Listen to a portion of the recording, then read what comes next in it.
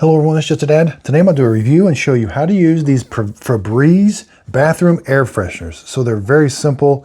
You have to activate it first. So this one's already been activated. See how that's flush? And then the liquid will drop. What's going to happen is you're going to press this until you hear a click. All right, it's a really small click. What happens is it pierces the bottom down here.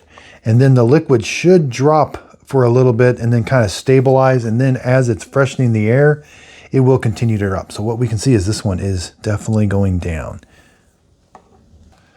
So these measure about 3 3/4 inches by 3 inches, about 1.5 inches.